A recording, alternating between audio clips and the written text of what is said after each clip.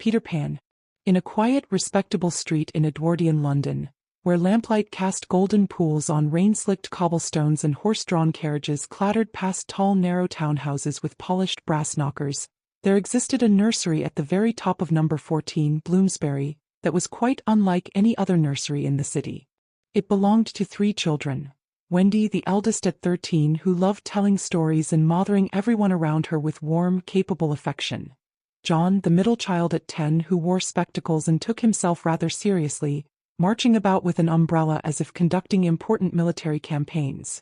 And Michael, the youngest at 6, who still clutched his favorite stuffed bear and believed with his whole heart in absolutely everything wonderful and impossible that anyone ever told him. Their nursery was a magical space in the way that all children's spaces are magical when properly inhabited, filled with toys and books and drawings pinned to the walls, smelling of talcum powder and beeswax and the particular warmth that belongs to places where children are genuinely happy. Their parents, Mr. and Mrs. Darling, loved their children deeply in the slightly distracted way that busy, respectable Edwardian parents often did, always meaning to spend more time in the nursery, always planning wonderful adventures that somehow got postponed by the demands of adult life. Dinner parties to host, accounts to balance, social obligations to fulfill. Mr. Darling was a kind but practical man who worried about money and mortgages and what the neighbors thought, who had difficulty understanding imagination because he had carefully put his own away somewhere years ago and couldn't quite remember where he'd left it. Mrs. Darling was gentler and more dreamy, with a tender heart that still harbored traces of childhood wonder. But even she had accepted the slow dimming of imagination that seemed to come inevitably with the responsibility of adulthood, with bills and housework and the weight of sensible expectations. The children's nursemaid was a large, patient Newfoundland dog named Nana who took her responsibilities extremely seriously, herding the children to bed at precisely the right time, fetching medicine with remarkable efficiency, and generally managing the nursery with more competence than most human nurses could have managed. She was the perfect nursemaid for imaginative children because she never scolded them for playing too vigorously or dreaming too extravagantly. She simply kept them safe while they did so, which is really all anyone needs from a nursemaid. Now, something magical had been happening in the Darling nursery for several weeks before our story truly begins. The children had been noticing things. A shadow moving across the curtains when there was nothing to cast it. A faint sound like bells when all the windows were shut. The particular feeling of being watched by friendly eyes that meant someone was nearby who wasn't quite visible yet. Wendy found herself waking at odd hours to find leaves from a tree that didn't exist anywhere near their window scattered on the windowsill. John swore he'd heard someone laughing outside on a night when the rain made such a sound impossible to explain. And Michael, who believed everything wonderful, simply accepted all of this as perfectly normal and went happily back to sleep each time. The night everything changed began like any other. Mr. and Mrs. Darling had gone out to dinner, leaving Nana in charge. But in a moment of foolish temper about neighbors and respectability, Mr. Darling had tied Nana up in the yard. And so the nursery was unguarded when the window swung silently open and in flew a boy. Not a boy who climbed, who actually flew as naturally and casually as most children walk, with no more effort than a bird returning to its favorite branch. He was perhaps 11 or 12 in appearance, though in reality he was something else entirely, ageless, timeless, belonging to a space between childhood and everything else. He wore clothes made of leaves and dried grasses. He had hair the color of autumn oak leaves, and his eyes held the particular brightness of someone who has never once in his existence been bored or sad or weighed down by the dull gravity of grown-up concerns. With him came a tiny, fierce, brilliant light. Tinker Bell, a fairy no bigger than a thumb, whose entire being seemed to be concentrated into the purest, most intense form of feeling anyone had ever experienced, with no capacity whatsoever for moderation or restraint. When she was happy, she was so completely happy that the room filled with golden light. When she was jealous or cross, which was actually rather often, she burned with such intensity that nearby flowers would wilt from the heat of her emotion. The boy, Peter Pan, as he introduced himself with the breezy self-confidence of someone who has never had reason to doubt his own importance, had come to retrieve his shadow, which had been caught by Nana some days earlier and stored in a drawer. He had tried to reattach it himself with soap, which hadn't worked at all, and was feeling rather cross about the whole situation when Wendy woke and found him crying quietly on the nursery floor with his shadow in a heap beside him. "I know how to fix shadows," Wendy said calmly, because Wendy was the sort of person who took unexpected situations practically in hand. "I'll sew it back for you." She was as good as her word. And in moments Peter's shadow was properly attached once more, behaving itself as shadows ought to do. Peter was so delighted with this service, and so enchanted by Wendy's practical capability and warm motherliness, that he immediately invited all 3 children to come with him to Neverland. Neverland. Wendy breathed, her practical nature momentarily overwhelmed by the sheer impossible wonder of what was happening. "Is it real? Is it really real?" "As real as you make it," Peter said, which was precisely the right answer, though Wendy was a few years too young to fully understand how profoundly true this was. "And can we really fly?" John demanded, his spectacles catching the light as he looked skeptically at Peter, wanting very much to believe but feeling the first stirrings of the sort of caution that comes from taking yourself seriously. "It's easy," Peter declared, with the absolute confidence of someone for whom flying was as unremarkable as breathing. "You just need to think lovely, wonderful thoughts. They lift you right up. And a little fairy dust, of course, to get you started." He took a pinch of the golden dust that surrounded Tinker Bell wherever she went and blew it over all 3 children, and almost immediately they felt the most extraordinary sensation. A lightness, a tingling, a sense of possibility flooding through every part of them, as if all the heavy, serious, practical weights they carried, even Michael's small ones, were being gently lifted away. And then they were flying, actually genuinely, impossibly flying, out through the nursery window and up over the sleeping city, over the amber glow of London spreading below them like a carpet of warm stars, up through clouds that felt like cold silk against their faces, following the star Peter indicated with casual familiarity, the second star to the right, and then straight on until morning. Neverland was exactly what it should have been, which is to say it was different for each of them while somehow being perfectly itself. It had an emerald lagoon where mermaids lounged on warm rocks, combing their iridescent hair and singing songs that were almost too beautiful to bear. It had deep, whispering forests where fairies held their midnight dances and ancient trees kept their own counsel about the things they'd witnessed over uncounted years. It had mountains with snow on their peaks even in summer, and beaches where the sand was the color of honey and the sea was 17 different shades of blue.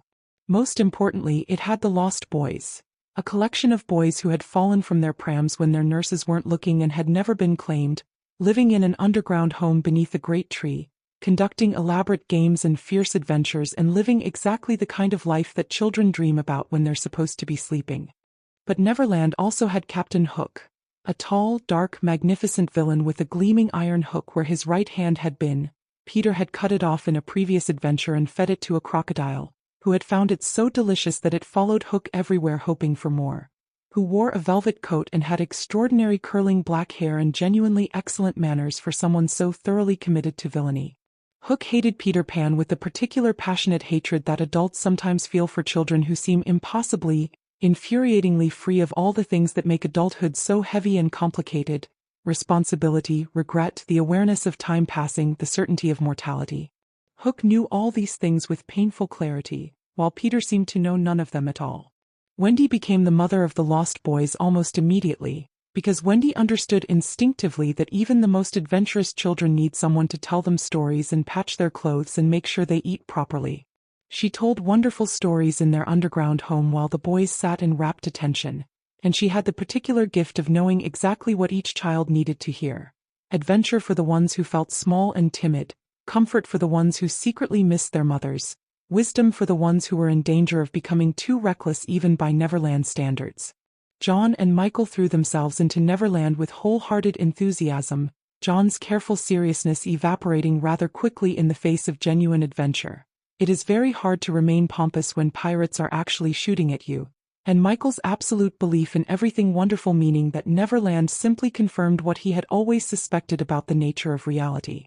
Their greatest adventure came when Hook, using Tinker Bell's jealousy of Wendy as a weapon, exploiting the tiny fairy's complicated feelings about Peter's affections, managed to capture Wendy and the Lost Boys and the Darling children, taking them to his pirate ship the Jolly Roger and threatening to make them walk the plank unless they agreed to become pirates. It was exactly the kind of crisis that reveals character, and everyone involved revealed theirs rather clearly.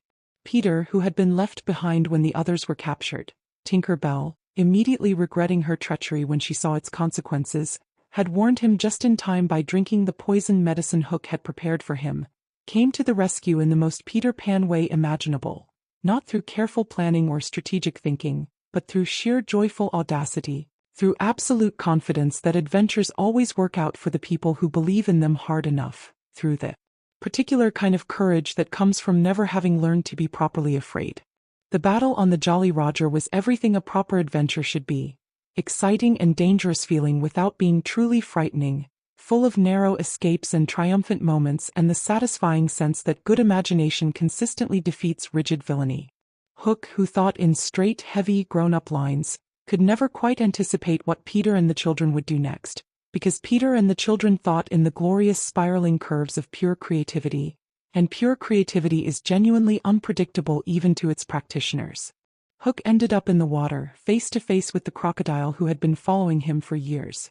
And though the story recorded what happened next in somewhat oblique terms, it was understood that Hook's days of terrorizing Neverland were concluded, and the lost boys and the darling children were safe and triumphant and full of the particular exhilaration that comes from having faced something difficult and come through it with your imagination and your spirit entirely intact. After the great victory, in the warm golden days that followed, something began to shift in Wendy's heart. She would watch the sun set over the Emerald Lagoon and think about her parents, would tell the lost boys their bedtime stories and wonder who was telling her parents their bedtime stories, would look at Michael's face in sleep and think about how her mother's arms would feel around her, would notice with some sadness that she was perhaps slightly too aware of time passing to stay in Neverland indefinitely. She loved everything about the island. Loved the mermaids and the fairies and the adventures, and above all loved Peter with the warm, sisterly, admiring love that Wendy was best at. But Wendy was old enough to understand, in a way that Peter never would, that you can carry imagination with you when you go home, that wonder doesn't require Neverland specifically, that the magic Peter had shown her was something she could keep alive in the ordinary world if she chose to. "We have to go back," she told her brothers one morning, feeling the truth of it settle into her heart with bittersweet certainty. "But why?" Michael asked, genuinely puzzled, because Michael was young enough that Neverland still felt entirely complete to him. "Because Mother will be sad," Wendy said simply. "And because we can take the stories with us. That's the important thing Peter taught us. Not the flying and the fighting and the pirates, though those were wonderful. He taught us that stories and imagination and the ability to find magic in ordinary things, that's something we can keep. We don't have to stay in Neverland to stay alive inside." Peter flew them home, his face carefully arranged in the expression of someone who absolutely did not mind, though there was something around his eyes that told a slightly different story. Not sadness exactly, because Peter Pan didn't do sadness in the conventional way, but perhaps a brief awareness of something like wistfulness before he pushed it firmly away. The Darling window was open, as it always was when the children were away, Mrs. Darling having never given up the habit of hoping. The reunion was everything reunions should be. Overwhelmingly emotional, somewhat chaotic, full of talking over one another and hugging, and the particular relief of parents who have been terrified but maintain composure for the children's sake. Even Mr. Darling, who was a decent man despite his practicalities, felt something loosen in his chest when he held his children, felt the dusty mechanisms of his own forgotten imagination turn over very slightly, as if they might, with careful attention, someday work again. Peter flew to the nursery window one last time and looked in at Wendy sitting on her bed telling stories to John and Michael. Stories about Neverland, about pirates and mermaids and fairies and flying, making her brother's eyes go wide and bright and full of light. She looked up and saw him hovering there, and she smiled the particular smile of someone who understands something beautiful about the nature of things. "You taught me the important thing," she said softly so only he could hear. "Did I?" Peter said, genuinely curious because he was always slightly surprised by what other people learned from him, having never intended to teach anything at all. "That imagination isn't somewhere you go," Wendy said. "It's something you keep alive inside you. Every single day, no matter where you are." Peter considered this for a moment, then grinned. That brilliant, ageless, completely irresistible grin that was pure Peter Pan. "I knew that," he said. And then he was gone, a streak of light and possibility disappearing into the night sky, off toward the second star to the right, leaving behind the smell of adventure and fairy dust and the absolute unshakable knowledge that somewhere, as long as children believe, Neverland exists and always will. And Wendy kept her promise to herself. She grew up as she always knew she would, but she grew up in the way that the best people manage to do. Fully, responsibly, lovingly, without ever quite losing the spark that Peter had reminded her was there. She told stories to her children as she had told them to the lost boys, found magic in ordinary afternoons, kept her window open on warm nights, and taught everyone around her that imagination isn't the exclusive property of childhood but a living, breathing, renewable resource that anyone at any age can choose to keep burning if they simply decide that keeping it matters.